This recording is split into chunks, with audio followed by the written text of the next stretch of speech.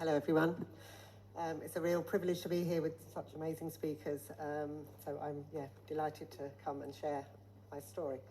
I know that Jonathan, who's following me, is going to talk facts and figures about disparity in access, and so I'll leave that to him. His work is always amazing and just so enlightening. So I'm going to stick to the human reality of drug pricing and how that affects families around the world. I have no financial or commercial conflicts of interest to declare. I'm here as a CF mother and advocate representing thousands of CF families worldwide. My work is entirely non-profit and patient-led.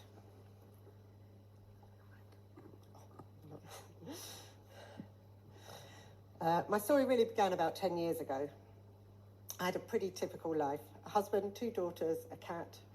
I wasn't particularly political. I've never contacted my MP before, and I'd never attended a protest, a fairly normal existence. But there was a black cloud hanging over my family. Our younger daughter, 11 years old back then, was diagnosed with cystic fibrosis when she was 3 weeks old. And slowly, day by day, she was dying, basically.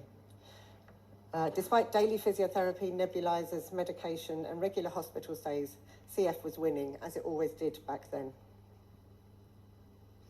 Then came a glimmer of hope, or can be. A new drug from Vertex Pharmaceuticals that could treat the underlying cause of CF for my daughter, rather than just the symptoms. Having watched her suffer so much, I was determined to get it for her. Although not approved in England, we managed to secure early access because she was so ill back then. I believed wider approval would follow quickly. After all, the UK is one of the richest countries in the world, and surely pharmaceutical companies want patients to have access as quickly as possible, or so I thought. My daughter started taking Orkambi in 2016. It wasn't a miracle drug for her, but it stabilised her health and gave us time and hope. And we knew an even better drug, Kaftrio or Trikafta, was in the pipeline. Did you have my water for me? My lips are gone. Thank you. But months passed and there was no deal between our NHS health service and Vertex. The sticking point was the price, with a list price of over $250,000 per patient per year.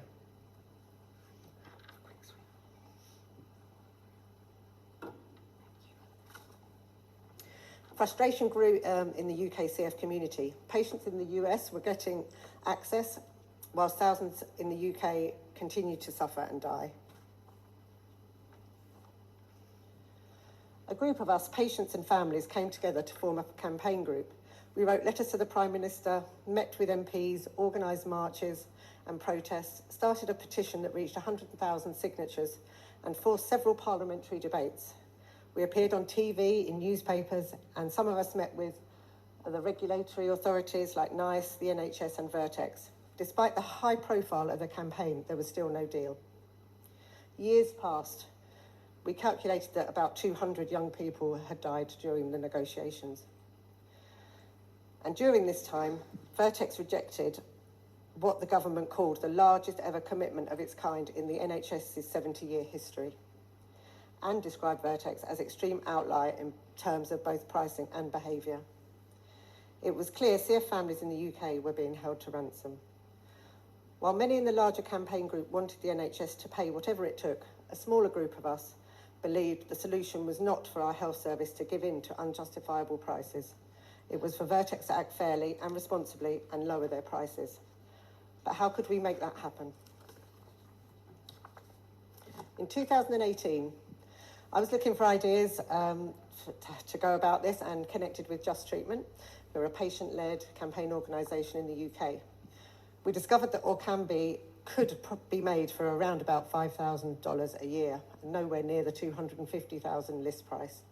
Outraged, we developed a new strategy called Plan B. We put it to our government that they had 2 choices. Plan A, make an immediate deal with Vertex.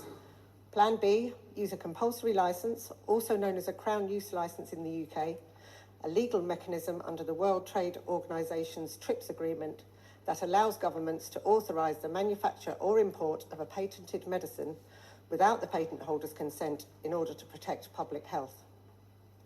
At the same time, we also discovered that a company in Argentina was already legally making generic Orkambi called Lucafta, which strengthened our case. A cheaper alternative already existed, and all they had to do was break the patent. At that point, we created the CF Buyers Club online to connect families directly with a generic manufacturer so that those who could afford it could legally purchase the medicine for personal use. It's a great shame that since this time, Argentinian prices for generic modulators have also become prohibitive. We continued lobbying the government. Pressure grew across political parties.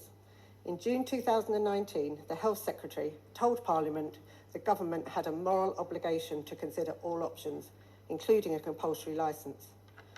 The government and Vertex were under huge pressure. There was talk of our government breaking the patent on Orkambi, an unprecedented move that finally gave the NHS some negotiating power.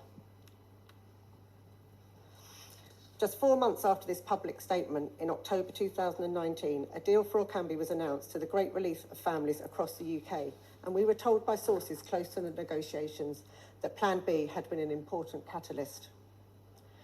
The groundwork had been done, and the following year, in June 2020, the NHS secured a deal for Kaftrio without another fight. My daughter started Kaftrio that year, and it completely transformed her life. Since then, she's had no hospital admissions, no IVs, no coughing, and no nebulizers. She can laugh and breathe easily for the first time, and she is now studying and having fun at university. But knowing how long and hard we had fought for access, we knew there would be thousands of other families around the world still fighting. So exactly 5 years ago, in October 2020, I co-founded grassroots global campaign group Vertex Save Us as a way to share what we had learned and help other CF families push for access too. Within months, we had thousands of supporters across 60 countries. With the campaign continuing to grow, in February 2023, we joined forces with Just Treatment Again and launched the Right to Breathe campaign. This was marked by CF families in 4 countries on 4 continents filing demands for compulsory licenses on the same day.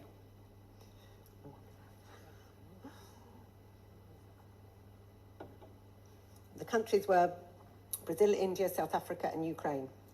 This unprecedented global action was covered in the New York Times. It's important to note that since then, these 4 countries had gained full or partial access to Trikafta. But we continue to fight for anyone left behind, and we've helped to secure access in multiple other countries. Something else I've learned from this whole experience is that there is an incredible global network of human rights experts, lawyers, and academics who are passionate about access to medicines. So as well as CF families, some amazing clinicians and supported associations, we work with these incredibly knowledgeable advocates. And by giving families the legal tools and knowledge to fight for their children's lives within their own country, we create a powerful and unstoppable force. There is no bigger incentive than fighting for the life of your child. Last year, I was also lucky to work with some academics and researchers to have ETI, Trikafta, added to the World Health Organization's essential medicine list, a major step to increase pressure on both Vertex and governments to ensure access for all. A couple of those researchers, Grace and Ben, are in the room with us today, and Jonathan reviewed the application, so some of them are here today. We put in a 98-page submission, and I travelled to Geneva with another CF mum, Isela, from Albania, to present our case in person and the reality of life with and without modulators. It was an incredible moment of celebration when our application succeeded, and in September, ETI became the first CF-specific drug ever added to the essential medicine list, and marks a turning point for WHO, who acknowledge their role as a tool for use for access. Yet even now, thousands of families still can't access modulators. The barriers are clear: price and monopoly power. For 13 years, these barriers have determined who gets to live and who doesn't. But today I can share some important news. Those barriers are being dismantled. This short video shows what is about to change. For nearly 13 years, modulators have been saving the lives of people with CF. People with CF have known there were medicines that could change their lives, but for many, they were out of reach. For years, we have lost our friends and loved ones in the CF community. For years, we have been watching and getting sicker. For years, we have begged Vertex for access. For years, Vertex has ignored us, offering only token gestures. We cannot wait any longer. No podemos esperar más. We can't wait any longer. Ako ni Mirva. No podemos esperar más. Today, we are taking matters into our own hands. We are launching the CF Buyers Club 2 to help patients around the world access a new generic version of Trikafta, Trico. For the price of treating one child with Trikafta, 58 children can be treated with Trico. In the US, Trikafta costs $370,000 a year. Trico will cost as little as $12,750 for adults, $6,375 for children, and with reduced dosing strategies, around $2,000 a year per child. This is the breakthrough the CF community has been waiting for. The monopoly is over, affordable treatment is here. Find out more at cfbuyersclub.org.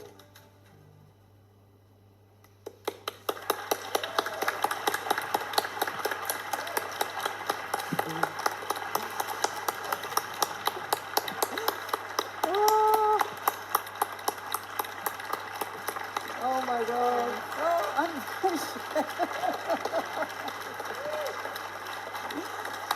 oh.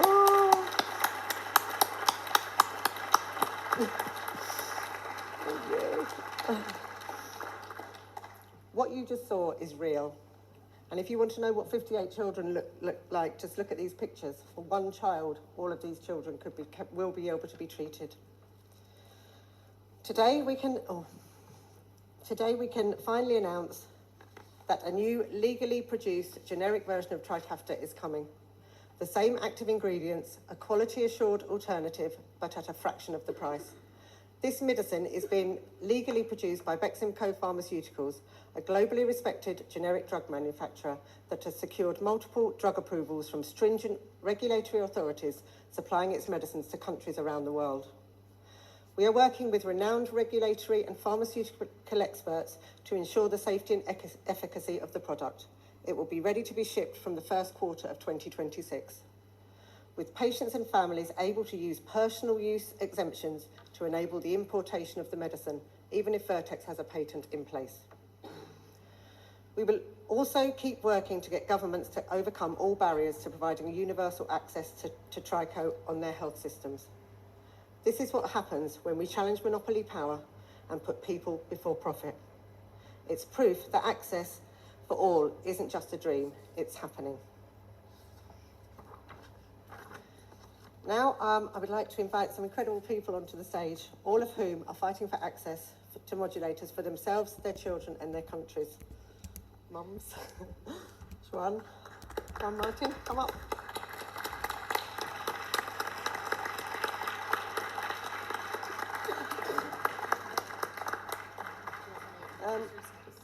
Later, we're going to be holding another meeting at 6:45 at the hotel across the road for anybody who wants further information. And these are all CF mums that don't have access or are fighting for their country. They'll all be speaking there. But I did want to speak to Juan Martin, who's from Ecuador. He's a patient who has not been able to access this drug. So I'm just going to ask him a couple of questions. You can come to the microphone. Hi everyone, so my name is Juan Martin Larrea. I am from Ecuador and I am a cystic fibrosis patient. So for the last 18 years, I have been struggling with this genetic disorder in which I have been fighting every single day to get better, to fight and be determined to be a better person, to be also very hopeful for more advancements. Thank you.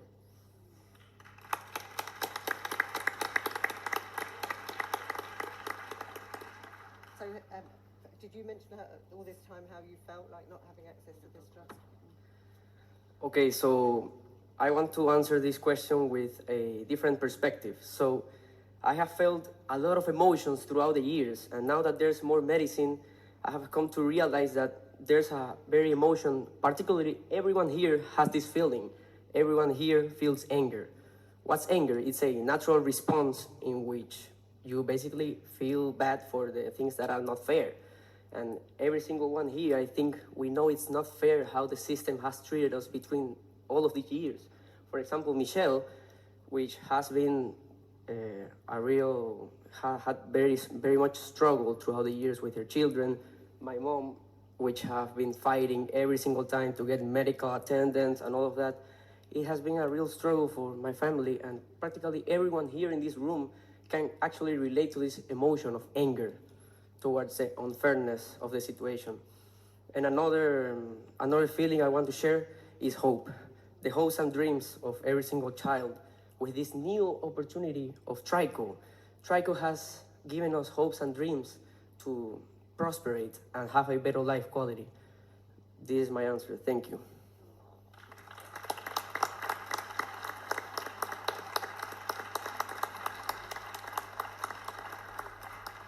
On that note, if you want to hear any more, you can come to the meeting room, or we'll be answering questions later in the session.